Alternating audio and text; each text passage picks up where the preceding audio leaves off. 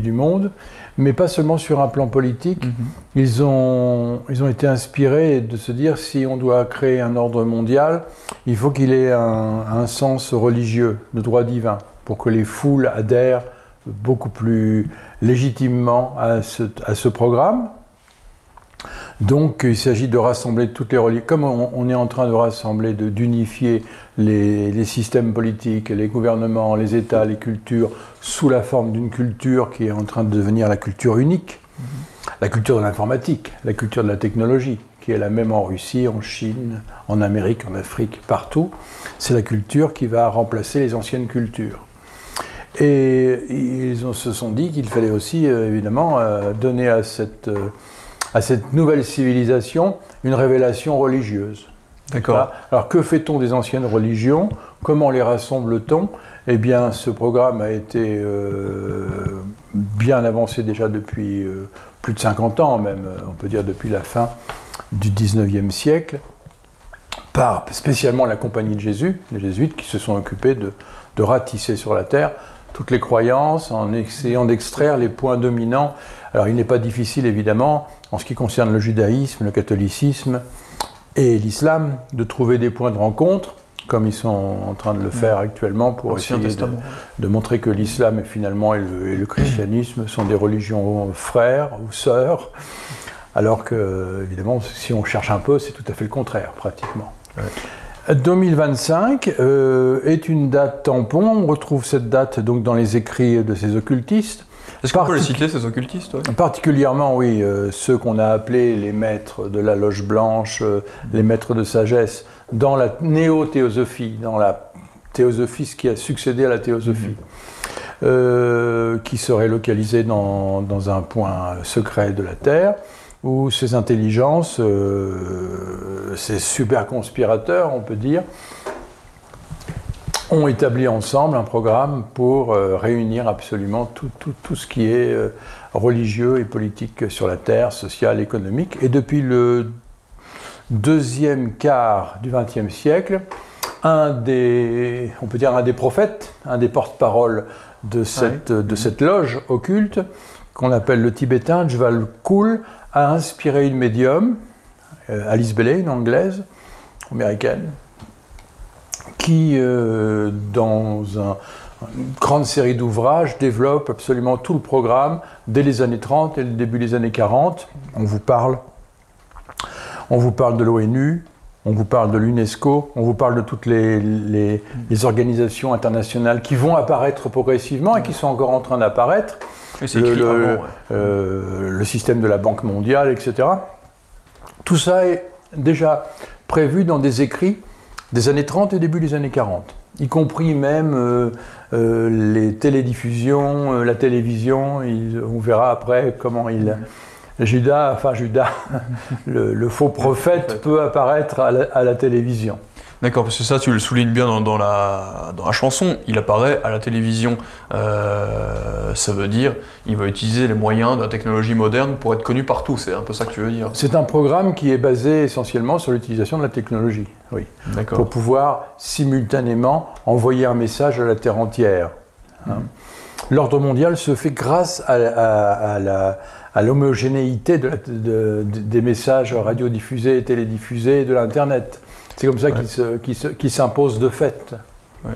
D'accord, donc ce plan, c'est la mise en scène d'un messie capable de réunir toutes les religions et qui pourrait être une personne physique pour régler tous les problèmes, c'est un peu ça. Oui, il y a dans toutes les religions, les grandes religions, une attente messianique. Elle est particulièrement marquée évidemment dans le judaïsme avec l'attente du Messie d'Israël, puisque le judaïsme considère que le Messie chrétien n'est pas le bon.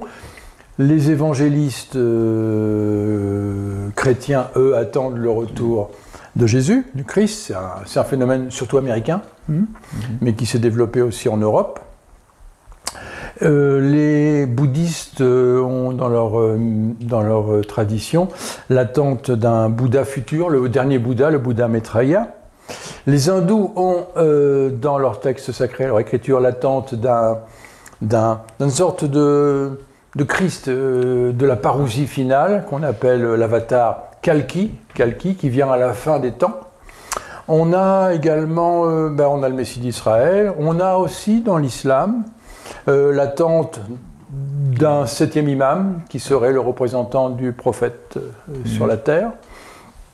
Tout cela a été étudié par ces occultistes pour essayer d'extraire une essence commune, une synthèse qui pourrait être la représentation d'un personnage, l'apparition d'un personnage qui serait la synthèse et qui conviendrait à peu près à toutes les formes de croyances religieuses, en tout cas messianiques. C'est ça la difficulté, c'est comment est-ce qu'ils vont arriver à concilier toutes ces religions ensemble. C'est là qu'on est face à une interrogation assez importante. Par la force. Ouais. On voit très bien que le pape jésuite nous invite à accueillir l'islam et il y a des prêtres qui d'ailleurs conduisent leurs ouailles après la messe pour prier dans les mosquées. Donc c'est déjà en cours. S'ils arrivent à homogénéiser le christianisme et l'islam, tout le reste passera comme une lettre à la poste. Avec certainement une réticence du judaïsme. Le judaïsme veut son Messie à lui. Il serait très difficile de faire croire à un juif orthodoxe que c'est Jésus qui revient. Mais avec le temps, 2025 sera le plateau où ils pourront commencer à établir un consensus, on ne sait pas comment, hein, on est dans l'expectative de cet événement. Ouais. Mais ce qui est incroyable, c'est que cette date de 2025 a été donnée dans les années 30-40, donc on est vraiment... c'est un plan... Alors, ceux qui pourraient dire que c'est de la conspiration à 2 balles, ce que je raconte, ça fait 50 ans que je suis sur le sujet. Des sociétés secrètes et de ces loges occultes, que j'ai étudié toute leur littérature, et on pourra donner à ceux qui doutent les sources de ces ouvrages écrits dans le premier quart du XXe siècle qui annoncent tout ce qui est en train de se dérouler actuellement. D'accord. Ouais. Oui. Ce qui est intéressant, c'est, pour revenir un petit peu en arrière, tu disais que la technologie jouerait un rôle fondamental là-dedans, et c'est vrai qu'on voit que la technologie est déjà le liant qui permet d'unifier la Terre entière. Donc est-ce qu'on peut peut-être donner des précisions là-dessus sur est-ce que ce serait pas une religion même de la technologie, du progrès scientifique? Est-ce que ça risque pas de prendre cette forme-là? On voit même le pape François qui dit Internet est un don de Dieu, par exemple. Il dit aux chrétiens, devenez des citoyens du numérique. Ouais. C'est un ordre extrêmement particulier. Devenez des citoyens du numérique. Préparez-vous maintenant à vivre uniquement dans cette sphère virtuelle où les informations qu'on va vous communiquer seront prises pour la vérité. N'est-ce pas ? Ils vont même jusqu'à dire, et puis le général de la Société de Jésus dit, vous savez, Jésus, on ne sait pas trop parce qu'il n'y avait pas de magnétophone à l'époque. Ouais. Donc la transition est en train de se faire. Et malheureusement, l'ensemble des catholiques va suivre ce mouvement. Bien sûr. Va suivre ce mouvement. Bien sûr. Quelles seraient les conséquences de ce plan, une émotion collective planétaire, puisqu'évidemment il mettrait en scène, ce serait un super « je suis Charlie » quoi. Je pense qu'on peut reprendre un peu les passages, les épisodes de l'Apocalypse de Jean, le livre de l'Apocalypse, qui donnent des indications. Évidemment, il ne faut pas spéculer, à chaque siècle on a cru que c'était l'Apocalypse, l'an 1000, etc. Les témoins de Jéhovah ont annoncé la fin du monde pour la fin du 19e siècle, et puis ils ont changé leur date, et il a changé, je crois que même qu'ils ont abandonné maintenant cette idée. Donc toutes ces prophéties tombent à l'eau, n'est-ce pas ?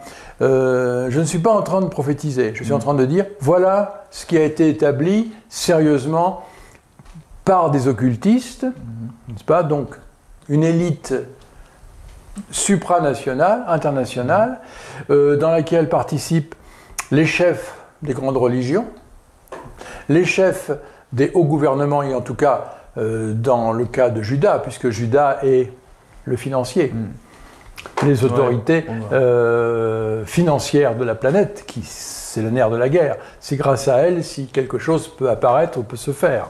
Sans la Banque mondiale, sans les grands financiers, rien ne marche, n'est-ce pas ? C'est ce qu'on appelle en Amérique le deep state, l'état profond. L'état profond, c'est lui qui décide C'est pas Trump qui décide. Quand l'État profond est en train de jeter Trump, il jettera Trump et il jettera Poutine si Poutine ne plaît plus, n'est-ce pas ? Donc là, on est dans l'allégorie de Judas qui tient le financier, qui tient les cordons de la bourse, et c'est lui qui décide qui déclenche l'accélération de l'histoire dans l'épisode où, pendant la Sainte Seine, Jésus dit « L'un de vous va me livrer » aux disciples, et Pierre dit « Est-ce lui, Seigneur ?» en parlant de Jean. Jean, l'apôtre bien-aimé, celui qui connaît les secrets du Christ et qui a l'oreille sur le cœur, dit-on, du Seigneur. Et Jésus dit non, c'est pas lui, c'est celui à qui je donnerai la bouchée, et il investit à ce moment-là Judas de sa mission dans l'histoire. Ce que tu fais, fais-le vite. Judas sortit, et c'était la nuit, dit l'Écriture. La nuit veut dire le temps, le tunnel, le monde. Judas va dans le monde. Et la pendaison de Judas est un symbole simplement d'une transition. Il se pend pour renaître. La pendaison de Judas. On peut d'ailleurs montrer une gravure très, très particulière où on voit que du vieux Judas sort un nouveau Judas qui est tenu par un diable. Hein. Et c'est ce Judas-là qui va accomplir son travail dans le temps, dans l'inconscient, et qui va accélérer. Et on peut dire que notre civilisation moderne, matérialiste, est la civilisation dont rêve Judas, puisque dans un autre épisode de l'Évangile, Judas montre ce qu'il veut en tant qu'apôtre. Il dit, lorsque Marie-Madeleine verse un parfum de grand prix de 300 deniers sur Jésus, Judas conteste ce geste. Et il dit, mais avec cet argent, on aurait pu nourrir les pauvres. Et Jésus lui dit, les pauvres, vous les aurez toujours, mais moi, non. N'est-ce pas ? Donc on voit bien que là, il y a un programme Judas, c'est le matérialiste, c'est celui qui veut imposer un ordre social. Il veut, d'une certaine façon, le programme de Judas, il est réalisé dans le marxisme. On voit que le marxisme, et curieusement, le marxisme s'est développé, la révolution bolchevique, léniniste, s'est développée parce que Lénine a récolté l'argent des banquiers de Wall Street pour faire sa révolution. Parce qu'on ne fait pas de révolution pareille si on n'a pas des moyens pour payer la presse, pour payer les instances, quelles qu'elles soient, financer une révolution. Une révolution, ça coûte de l'argent. Donc on voit Judas, l'argent, la révolution, etc. Le capitalisme et marxisme sont les deux bras de Judas, quoi. Ils viennent de la même source. Capitalisme et marxisme sont les deux antennes, les deux cornes du diable, on peut dire. Tout à fait. Dans la chanson, tu donnes le rôle du faux prophète à Judas. Donc, c'est-à-dire, ça va être vraiment le faux prophète qui doit arriver. C'est celui qui va vraiment consacrer la civilisation du matérialisme. Alors, c'est ça que ça veut dire. Judas est investi par Satan. Alors, qui est Satan ? On voit que Jésus a dénoncé les autorités mondiales, qu'elles soient de son temps religieuses, de synagogue ou romaines, politiques, l'État et la religion, comme étant le prince de ce monde. Les deux aspects du prince de ce monde. Il est en but, il veut dépasser ces deux aspects. Il veut quelque part les annuler, les détruire, il les attaque. Le christianisme est une attaque contre l'ordre temporel. Ce n'est pas du tout une assimilation avec une religion qui voudrait faire croire que tout est dans l'ordre des choses, n'est-ce pas ? Comme les religions monothéistes issus de la Bible veulent nous le faire croire. Le christianisme est une religion de la rédemption. Jésus, le Christ, vient pour chercher les âmes, pour les retirer d'un système, pour les remettre dans le royaume des cieux. Et qu'est-ce que le royaume des cieux ? Bien, évidemment, c'est quelque chose de transcendant, et il faut, pour retirer les âmes du plan matériel de la mort, puisque c'est le monde mortel, il faut qu'il y ait une transmutation, une transformation, une rédemption des âmes pour qu'elles puissent être transférées dans un autre univers. Ce qui n'est pas le programme. C'est le christianisme. Ce n'est pas la théologie ni de l'islam ni du judaïsme, n'est-ce pas ? Tout à fait. On voit que le Judas donc est à la source du programme du faux prophète qui est décrit dans l'Apocalypse de Jean. Tu as mentionné tout à l'heure. Est-ce qu'on peut donner des précisions sur cet Apocalypse de Jean? Alors l'Apocalypse de Jean est une épine dans le pied finalement de la religion officielle. Ils ne savent pas quoi en faire. Ils ne savent pas comment le commenter. Les chrétiens n'ont jamais eu accès même à une exégèse sérieuse des textes de l'Apocalypse de Jean. C'est depuis le protestantisme qu'on a commencé à lire ces textes, puisqu'ils étaient traduits du latin et du grec, et qu'ils étaient disponibles. Mais des armées de spéculateurs se sont emparés de ces textes pour en faire, pour en donner une interprétation à leur niveau et selon leur époque. L'an 1000, etc. À chaque siècle, on repousse les prophéties, elles n'arrivent jamais. On parle du faux prophète, on parle... après le faux prophète, on dit que c'est le Christ qui revient, en fait, mais les échéances de temps, on ne les connaît pas. Ça peut être des centaines de milliers d'années. Ce sont des choses... l'histoire sainte, elle n'est pas écrite pour un temps et une époque donnée. C'est quelque chose qui se déroule dans toute l'évolution de la Terre et de l'évolution de l'humanité. C'est ça la véritable histoire sainte. Ouais. Mais est-ce qu'on peut néanmoins faire un parallèle entre le plan qui est en train d'arriver d'ici 2025, comme on l'a dit, bien que 2025 soit une date incertaine, est-ce qu'on peut faire un parallèle avec ce plan actuel et l'Apocalypse de Jean, avec des phrases comme Satan viendra comme le faux prophète viendra comme un ange de lumière, etc. Est-ce qu'on peut faire des... Alors, oui, il y a des choses qui sont tout à fait curieuses. D'abord, on dit que le faux prophète va subjuguer le monde entier. Pour subjuguer le monde entier, il lui faut des moyens. Et il fera des miracles comme faire descendre un feu du ciel. Alors évidemment, après on peut penser à l'énergie nucléaire, on peut penser à beaucoup de choses. Et que les hommes seront tellement heureux de cette révélation du faux prophète, de ce prophète, qu'ils s'enverront des cadeaux à travers le monde. Alors comment se fait-il qu'il y a 20 siècles, on a écrit que les hommes allaient pouvoir s'envoyer des cadeaux à travers le monde? Il fallait anticiper une époque où il est possible que les hommes communiquent ensemble à travers la Terre entière. N'est-ce pas?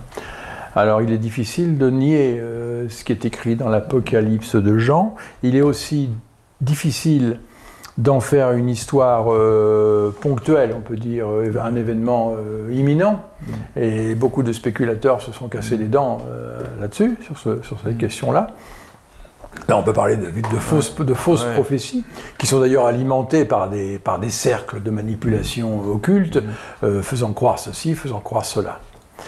Nous nous basons sur ce que les occultistes du début du XXe siècle ont établi dans leur littérature.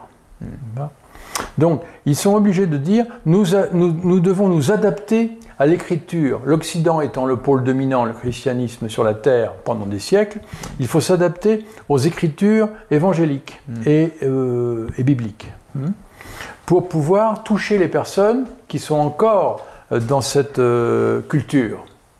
Le monde occidental est chrétien. Il était chrétien, en tout cas. Donc, notre esprit a été laminé, conditionné, saturé par les images bibliques. Donc il s'agit de les réutiliser d'une certaine façon, de les imiter, puisque Satan est connu comme étant l'imitateur de Dieu. Satan peut reprendre les paroles du Christ et en faire un programme uniquement matérialiste, comme on voit Judas avec Jésus, disant non, la transcendance ne m'intéresse pas, il faut régler les problèmes matériels. On peut réutiliser les paroles de l'Apocalypse, des évangiles et des épîtres dans un sens plus matériel, matérialiste. Et ce qui fait que les esprits lucides verront forcément des corrélations entre ce plan-là et puis l'Apocalypse de Jean. Ils verront que... Par exemple, le mythe du retour du Christ, il est basé simplement sur la phrase de l'Évangile que tous les yeux le verront quand Jésus revient, quand le Christ revient, tous les yeux le verront.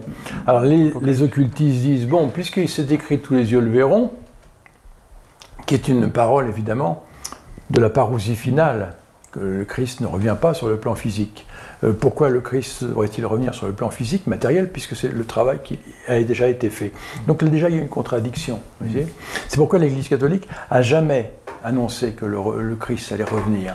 Et ils sont très embêtés parce que maintenant, ils doivent changer un peu cette perspective pour annoncer une nouvelle révélation mondiale, sans évidemment impliquer directement le Christ au plan religieux, mais peut-être en allant plus vers un personnage charismatique, politique, qui serait le président des États-Unis du monde, quelque chose comme ça. Une espèce de superstar américaine qui plairait à tout le monde, quoi.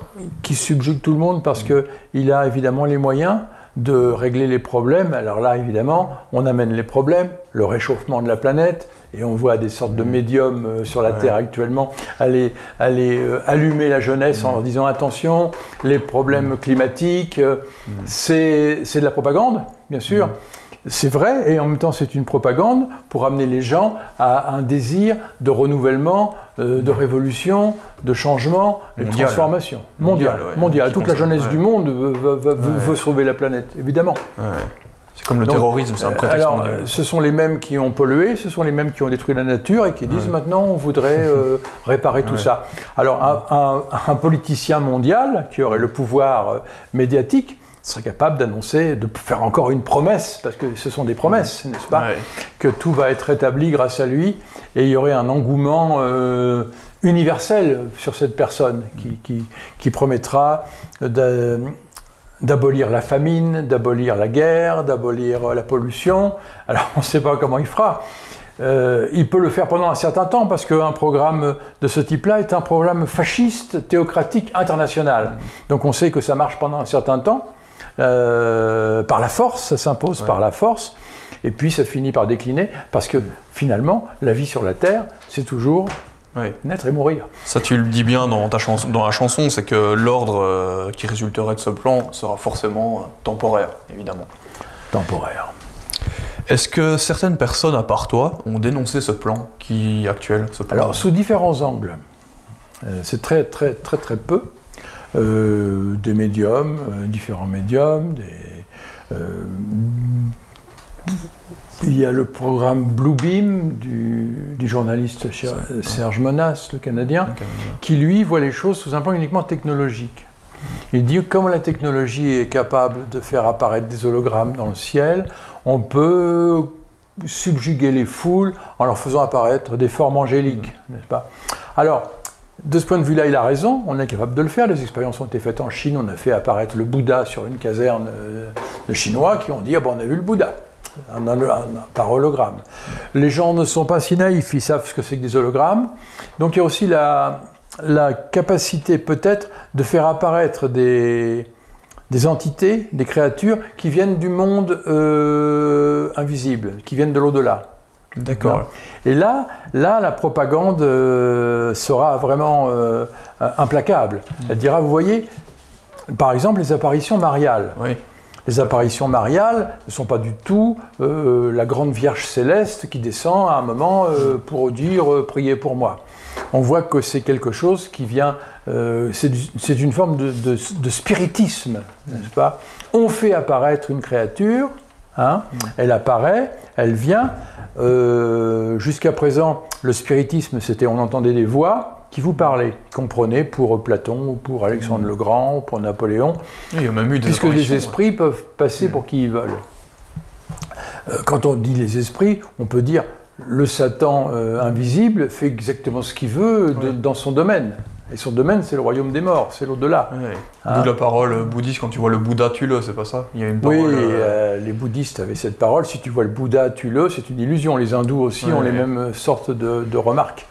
Les chrétiens sont moins préparés, parce qu'on leur a dit, ne croyez pas dans ce qui est dans l'au-delà, ne faites attention, il y a un tabou, c'est occulte, donc c'est mauvais. Mais quand ça apparaît, tout le monde est d'autant plus subjugué par des visions. On verra des personnes athées, rationalistes, ce seront les plus naïves, en fait, pour se faire piéger par des fausses apparitions et des visions fabriquées, soit par la technologie, soit par l'apparition et la manipulation d'entités du monde invisible. D'accord, comme dans le cas du spiritisme. Comme dans le cas du spiritisme. D'accord, il faut vraiment un spiritisme où on verra des créatures apparaître. Alors, il est possible que le gouvernement mondial, à un moment, ait besoin de cette mise en scène pour asseoir vraiment une unité totale sur la planète. Il lui faut un droit divin, une légitimité divine. Une légitimité religieuse, divine. Oui. Il faut qu'il s'installe comme étant de droit divin. Et pour ça, il lui faut une mise en scène, une théâtralisation religieuse. Oui, comme le dit la chanson, il nous faut des miracles, etc. Oui. On a mentionné Serge Moniaz, mais il y a aussi Steven Greer, l'américain Steven Greer, qui a parlé de ce plan, non? Steven Greer est un personnage remarquable qui a collecté depuis des années les témoignages de militaires américains sur des bases militaires de passages extraterrestres, de vaisseaux extraterrestres. Et ce sont des témoignages irréfutables pour certains. Alors, il y a une très grande manipulation, vous savez, sur la question extraterrestre. Il y a toutes sortes de théories.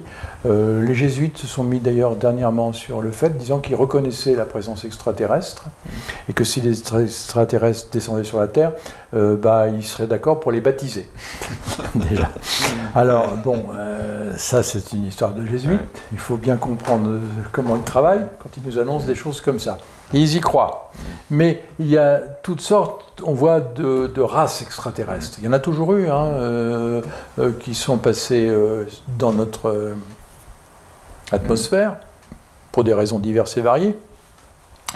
Et Steven Greer, donc, lui, a collecté ça dans ses bouquins, tous ces témoignages, et il a donc parlé avec des officiers américains qui lui ont confié les tours du 11 septembre, c'était un amuse-gueule, en fait. On a amusé les foules avec ça. Préparation. Mais, on les amusait. C'est quand même préparation. C'est une préparation. Et ce que vous allez assister bientôt à un événement, les tours du 11 septembre paraîtront être un simple accrochage de pare-choc, n'est-ce pas, à côté de ce qui se prépare. Et il dit, dans les milieux, effectivement, dans ces milieux-là, on prépare un retour du Christ. Voilà ce qu'on... Alors, comment ils le formulent, eux, dans leur langage politique, et est-ce qu'ils parlent d'un langage du Christ tel qu'on le connaît, mais c'est déjà vérifié que des instances militaires, ils se préparent quelque chose de cet ordre-là. D'accord. Voilà.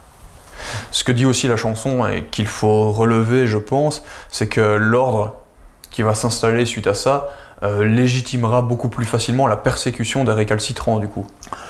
Oui, on est dans une nouvelle révélation. Cette révélation est basée actuellement sur la technologie. À la fin de l'Empire romain, on a chassé les anciens dieux, on a persécuté le paganisme ancien et on a installé une nouvelle croyance.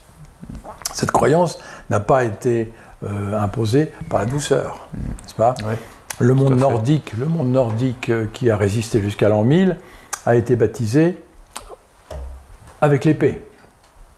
Le bénitier d'un côté, l'épée de l'autre. Tu choisis le baptême ou tu choisis d'être égorgé. Donc on a baptisé de force le monde, surtout le monde nordique. Le monde celtique, ça a été plus en douceur en quelque sorte, mais ça était déjà préparé totalement par l'invasion romaine. Tout à fait, oui. Il fallait qu'il y ait l'invasion romaine pour pouvoir après installer le christianisme, le catholicisme. Aujourd'hui, on est dans le même type de période. On est dans une transition, comme il y a eu la chute de Rome et l'apparition du christianisme, on est dans une transition où il faut passer à une autre révélation. Et cette révélation, c'est la nouvelle religion, c'est la technologie. C'est la technologie qui peut tout pour les gens. C'est la science qui peut changer les organes, qui peut transformer le corps, qui te promet qu'elle va te faire vivre des siècles. C'est une nouvelle révélation qui n'est plus une révélation métaphysique, mais elle est matérialiste. Et ça, je crois qu'il y a beaucoup des milliards de personnes sur la Terre qui aiment beaucoup ce genre de révélation très pratique.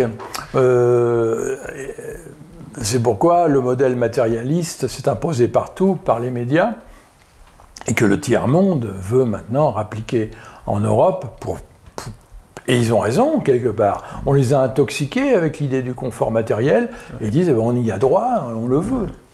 Donc, cette nouvelle révélation dont tu parles, ça c'est intéressant, tu dis qu'elle peut réunir, elle réunira à la fois toutes les religions et le scientisme qui est la religion des athées. Les deux vont être réunis ensemble dans une même croyance globale. Oui, c'est ça. Ça, c'est le Nouvel Âge. Le Nouvel Âge, ce qu'on appelle le Nouvel Âge, c'est un matérialisme spirituel. On considère que le matérialisme seul ne suffit pas. Il lui faut des données subtiles, n'est-ce pas? La spiritualité seule ne suffit pas. Il lui faut des applications pratiques, matérielles. C'est ce qu'on appelle le New Age, qui est basé sur un matérialisme spirituel. C'est la religion qui va s'installer sur la Terre. Le matérialisme spirituel. D'accord.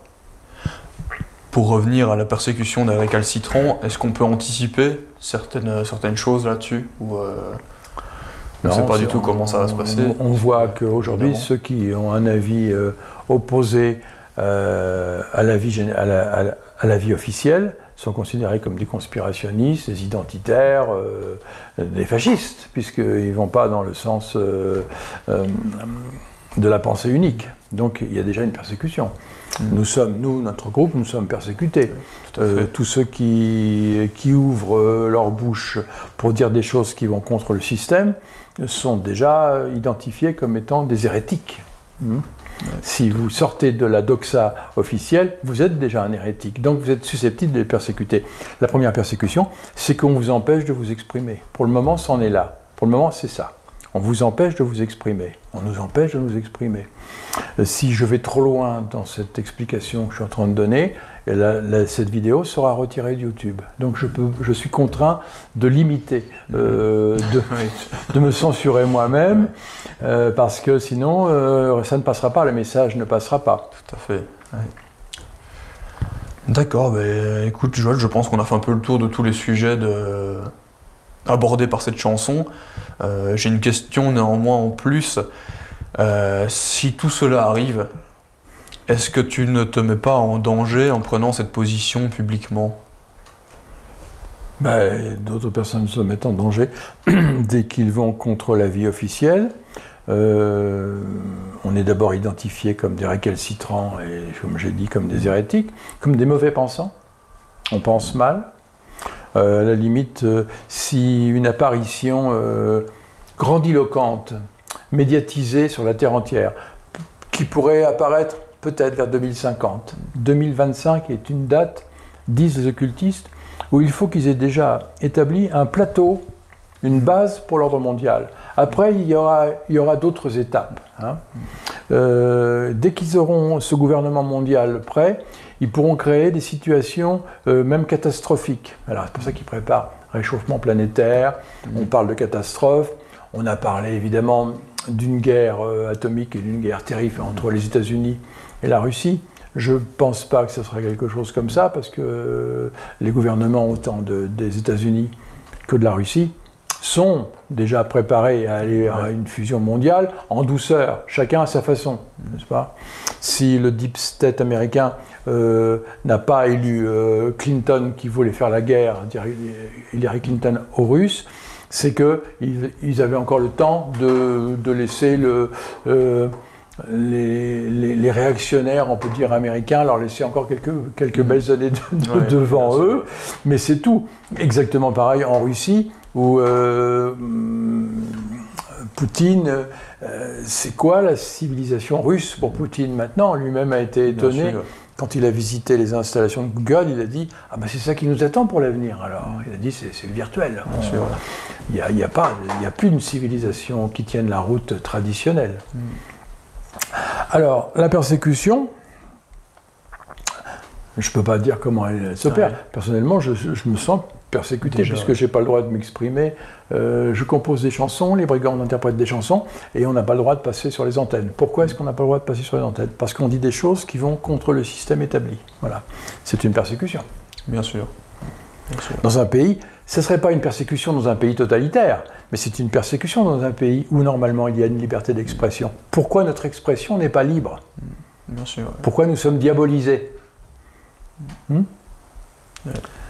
Voilà, c'est ça. Alors évidemment, dans le cadre d'une opération mondiale d'unification totale des religions, des systèmes politiques, si vous êtes récalcitrant, si vous dites ça ne m'intéresse pas, je n'y crois pas, et si on vous montre des apparitions des hologrammes de Jésus, ou si du Bouddha, ou de n'importe quoi, et vous dites mais ce sont des conneries, ce sont des illusions, vous allez être très très mal si l'ensemble de la population planétaire y croit. Oui.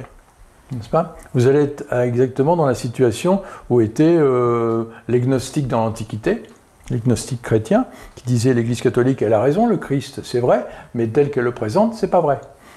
Alors là, la persécution a été, les manichéens ont été exterminés, les cathares ont été exterminés, les templiers même ont été exterminés, un peu pour la même raison, parce qu'ils avaient une vision du christianisme qui était très différente, en secret, bien sûr, ce qu'on appelait les hérésies manichéennes, les hérésies gnostiques, on connaît. Et là, la persécution, elle était redoutable. C'était le génocide. Les cathares ont été génocidés. Pourquoi? Parce que leur vision du Christ n'était pas celle de Rome.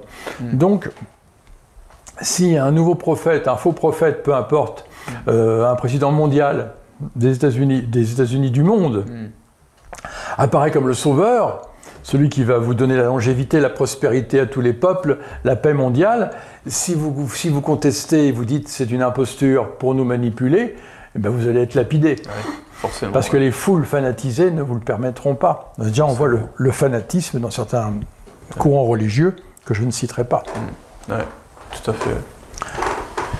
Ce qui est intéressant, à mon avis, à noter, pour préciser ce sujet-là, c'est que dans la littérature d'Alice Bailey, donc de ces occultistes qui ont prévu ce plan, il est bien dit que ce faux prophète, qu'elle appelle pas faux prophète, qu'elle appelle Messie, ce Christ qui va revenir, va instaurer un ordre mondial qui respectera néanmoins une certaine diversité des religions, il les annulera pas, des nations, mais par contre, elle dit l'unité se fera vraiment sur l'éducation. Et là, on voit vraiment que c'est leur problème. Sur l'éducation mondiale, il faudra que l'éducation se fasse la même partout. Il faut que tout le monde soit conditionné de la même façon sur la Terre. Oui, c'est ça. Ils laisseront sans doute surnager encore un certain temps les formes religieuses anciennes, avant de tout brasser, de tout mixer ensemble. C'est pourquoi le pape qui était, comment il s'appelle, Benoît XVI, avait dit « Bon, ben nous, on redeviendra une petite église comme les autres ». Pour un pape catholique, les jésuites l'ont mis de côté. Ils ont dit non, attendez, c'est pas encore le moment de raconter ça. Il en avait un peu trop dit en écrivant une chose pareille. Benoît XVI, oui, ben, c'est bien qu'on va redevenir une petite secte comme les autres. Un pape qui dit ça, ça fait désordre. Il ne faut pas pour l'instant dire aux catholiques qu'ils vont fusionner avec l'islam ou avec le bouddhisme ou avec n'importe quoi d'autre. Ça se fait d'une façon... c'est un œcuménisme insidieux. C'est un œcuménisme qui met les gens dans la philosophie du Nouvel Âge. Tout est pareil. Dieu est le même partout. Donc le Christ, le Bouddha, finalement le Messie d'Israël. Bon, le Messie d'Israël vient remplacer celui qui est venu, mais on va s'accorder pour dire que tout ça c'est pareil. De toute façon, ça c'est le Nouvel Âge. Vous voyez, tout est pareil. Tout. Il y a plus de. On veut plus faire de. L'être humain ne veut plus faire de différence. C'est ce qui s'appelle la non-séparativité. Il ne faut plus du tout diviser les choses. On le voit déjà actuellement, c'est pratiquement un crime de dire que vous n'aimez pas certaines religions, que je ne citerai pas. Vous n'avez pas le droit de le dire. Donc c'est quand même incroyable. Vous n'avez pas le droit de dire ce que vous aimez et ce que vous n'aimez pas. Bien sûr. Franchement, vous tombez sous le coup de la loi. Si je dis ce que je n'aime pas, et je ne le dirai pas ici, et si je dis ce que j'aime, on va me laisser. Mais si je dis ce que je n'aime pas, ou ce qui ne me plaît pas, dans une religion, quelle qu'elle soit, judaïque, islamique ou catholique, eh bien, catholique encore, tout le monde peut cracher sur l'Église catholique tant qu'on... En Occident, ça passe. Tant qu'on ne dit rien sur le prophète Mohammed. C'est quand même paradoxal. Moi, j'ai fait une chanson où j'insulte directement le pape. Personne ne m'a embêté. J'ai essayé de faire une chanson du même genre sur un leader, un rabbin, vous allez voir ce qui va vous tomber dessus. Tout à fait. D'accord, mais je pense qu'on a fait le tour du sujet. Un dernier mot peut-être pour conclure. Le dernier mot, c'est que les hommes vivent dans l'ignorance. Ils ont été désinformés par leurs autorités politiques, leurs autorités religieuses. Le Christ vient mettre un coup de pied dans la fourmilière et tout à nouveau récupère en fait Satan. Le satanisme peut absolument utiliser, même le christianisme, il peut l'utiliser, puisqu'on dit que Satan vient comme un ange de lumière, n'est-ce pas? Ouais, et non pas peut, comme une bête noire. si Satan ne peut pas venir comme un ange de lumière, il n'est pas Satan, il n'est pas le prince de ce monde. Alors demandez un peu aux chrétiens actuellement ce qu'ils pensent être le prince de ce monde. Ah oui, c'est le diable. Il est où? Comment il travaille? Ah, il serait pas... Ah oui, il serait à Buckingham Palace, mais il ne serait pas au Vatican. Tiens, il serait au Vatican, mais il ne serait pas à la Mecque. Il serait à la Mecque, mais il ne serait pas à Jérusalem. Il serait à Jérusalem, mais il ne serait pas à New York City. Voilà, il ne serait pas... Si vous considérez que le diable est un esprit qui peut s'infiltrer partout et travailler partout, eh bien... Alors, qu'est-ce que le diable? Qu'est-ce que Satan? Il faut essayer d'exposer ça de façon maintenant un peu plus rationnelle. Ce sont des organisations avec des personnes, des occultistes, qui travaillent dans un certain programme pour réaliser sur la Terre un programme politique. Oui, c'est pas une grosse bête noire, c'est juste... C'est pas un monstre avec des cornes. C'est le courant du matérialisme au final, Satan. Le satanisme, c'est le matérialisme. Voilà, tout simplement. Voilà. D'accord. Puisque Judas le montre, il dit à Jésus, et Jésus lui dit, mais les pauvres, vous les aurez toujours, mais moi, non. D'accord. Voilà, alors Bon, 2025, on verra comment ça va se dérouler après. Ouais, d'accord. Si on est là pour le voir, personnellement, je ne sais pas, parce que ça peut encore mettre un certain nombre de dizaines d'années, peut-être même des siècles, pour que tout ça évolue. Ils ont le temps, mais ils n'ont pas tellement de temps, parce que les choses s'accélèrent énormément. Il y a des échéances, on voit, d'accélération, où actuellement les gouvernements, les instances internationales sont quand même extrêmement actives pour nous conditionner, hein, avec différentes restrictions à la liberté d'expression, sur les obligations diverses et variées, les entraves à la liberté. On voit qu'on est en train de serrer. Et la gauche est vraiment acharnée à empêcher maintenant, à réprimer la liberté. Au plan médical, au plan scientifique, au plan éducation, ils veulent appliquer une sorte de marxisme général. Hein. Tout à fait. Et ils le font. Et ils ont les moyens de le faire, vous savez pourquoi? Parce qu'ils ont les financiers avec eux. Ouais. Tout simplement. C'est le plan est homogène. Ouais. Donc on verra après 2025. D'accord. Donc rendez-vous d'ici 2025. Ouais. Et puis, d'accord. Mais écoute, si on a tout vu, voilà, je te remercie pour tes réponses et j'espère que ça pourra éclairer ceux à qui c'est nécessaire. Merci. Il viendra.